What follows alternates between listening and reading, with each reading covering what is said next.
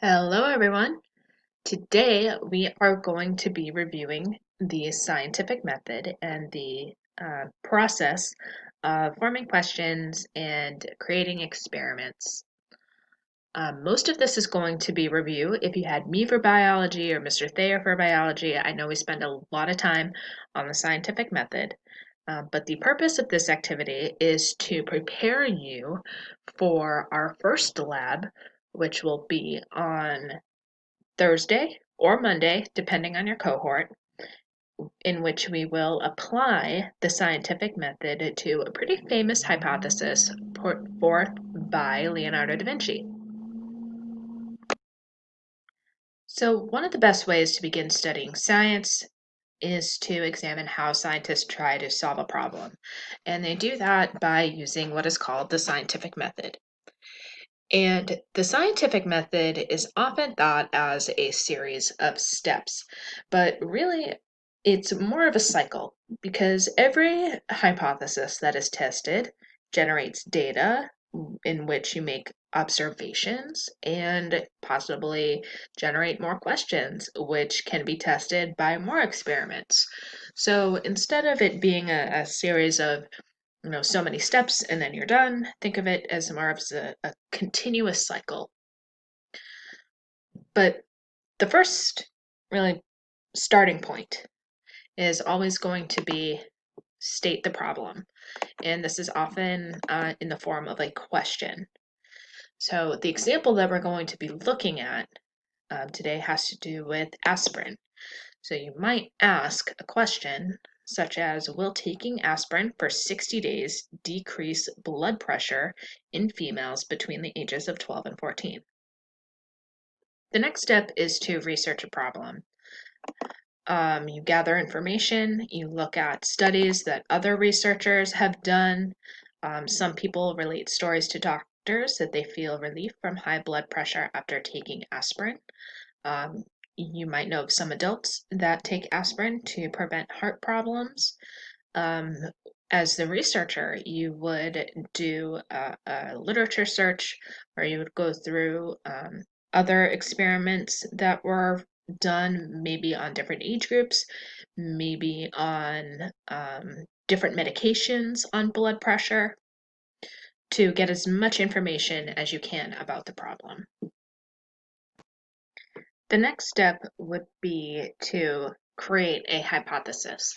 And a hypothesis is an educated guess and a prediction as to what will solve the problem. And good hypotheses should be written in an if then because format. And I'll explain the reasoning for this in just a moment.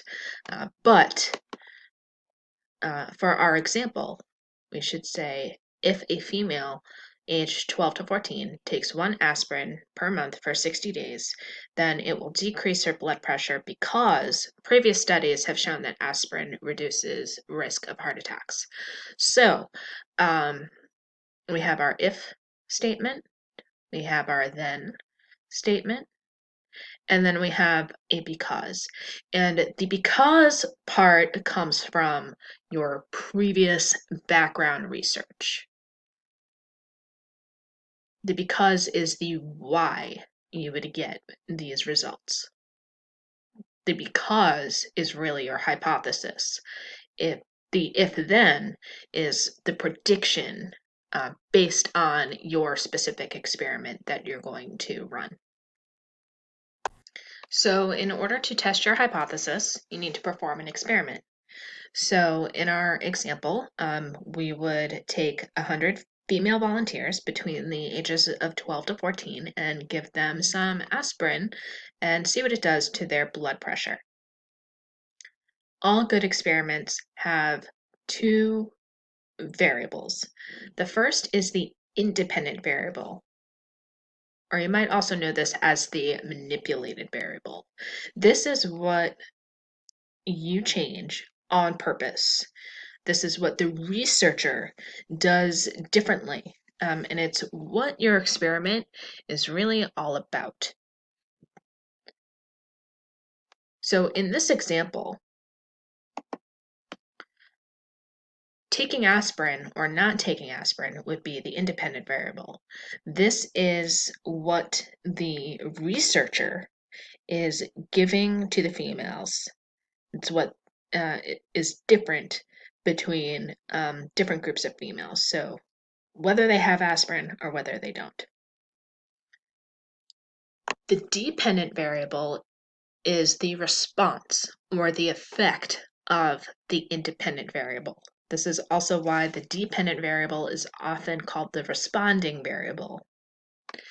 This is the change that occurred as a result of what the researcher did differently between the two groups that you have set up. So in this example, the blood pressure would be the dependent variable because it's the blood pressure that is changing as a result of the aspirin. You can often think as the dependent variable as what the researcher is measuring. I just want to go back to this hypothesis page. This, again, is why the hypothesis should be written using the if-then-because format. Using the if-then-because format includes the independent variable, the dependent variable, and then the reasoning for why you make that prediction. So we have if a female aged 12 to 14 takes 1 aspirin per month, so here's our independent variable, then it will decrease her blood pressure. This is our dependent variable. And then our reasoning why, which is the hypothesis part of this. The why we expect these results. Good experiments also have controls or control groups. The group that does not receive the independent variable is the control group. So in this case, if we take those 100 females and split them up into 2 groups, we would give one group of those females the aspirin, and the other group, we would not give them aspirin. The reason why you need a control group in an experiment is so that you can compare the effects of aspirin versus no aspirin in order to see if the aspirin actually caused a difference in the blood pressure of these teenagers. We would need to compare it to a group that did not have any aspirin. The thing that you need to look out for when designing an experiment are confounding variables. These are variables that could change the results and make it so you cannot definitively say whether or not the variable that you meant to change was causing the results that you got in the experiment. And so these confounding variables we need to keep constant. These are things such as, in this example, we want to make sure that all the participants are female. We want to make sure that they are within that age range.